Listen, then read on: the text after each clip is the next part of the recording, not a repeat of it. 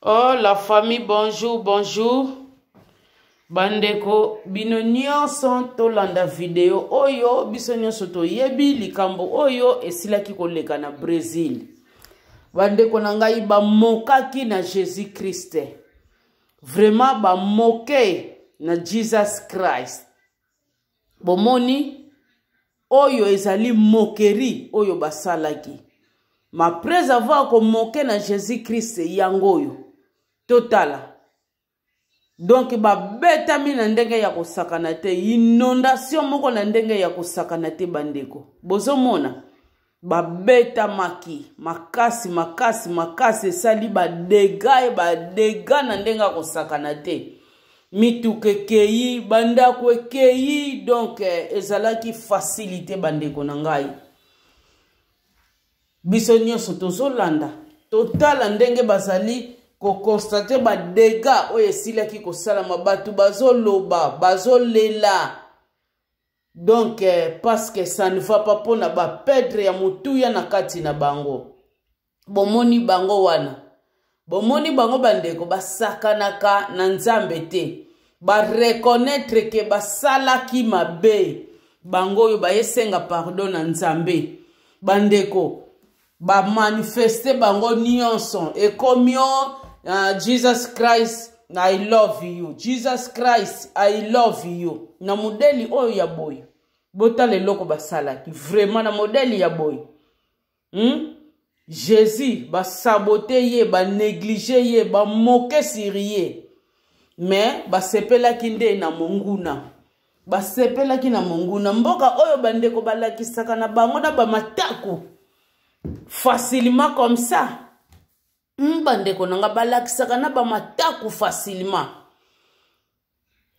Na ba fête na bango na komona ka ba mama mabele libanda, ba matako mabele libanda. Donc bakumisaka diable na ndenge ya kosakana te. Yango yo bandeko nanga ibomoni résultat ndenge beti bango bandeko tokanga na nzambe. Nzambe basakanaka na yete. Bandeko tokanga na nzambe, nzamba zali bolingo, nzamba zali kimia na batu oyo babanga kaye. Mais soki bango ndenge basala kibongo yango oyo ba reconnaître Jésus I love you. Et comme trop tard, si bomoni ba dégâts, nzambe lokola zana e bolingo, nzambe lokola zali na ekimia, ndenge ba reconnaître alimbisine bango. Alimbisine bango bandeko nanga, mais malgré ko limbisa bango si bazwaki ba dégâts na bango te.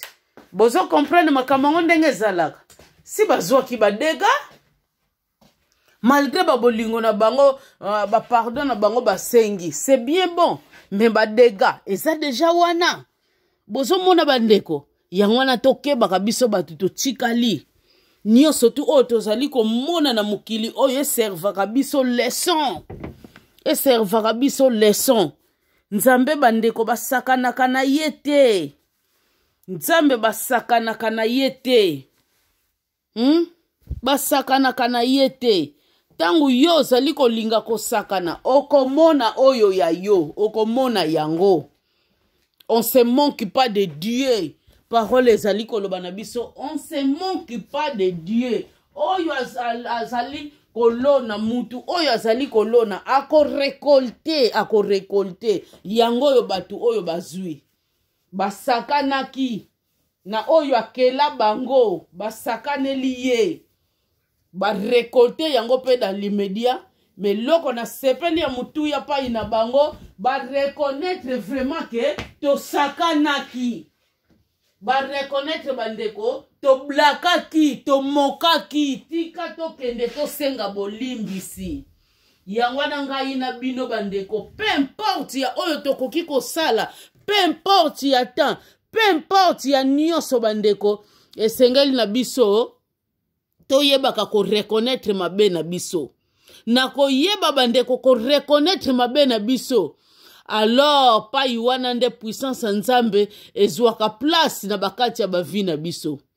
Mais soki yo bandeko zolinga ko reconnaître mabe na yote, moye pe o changer o koma na niveau boye ezalité, moye po kamata délivrance na kati na yo ezalité, parce que o lingi ko reconnaître te.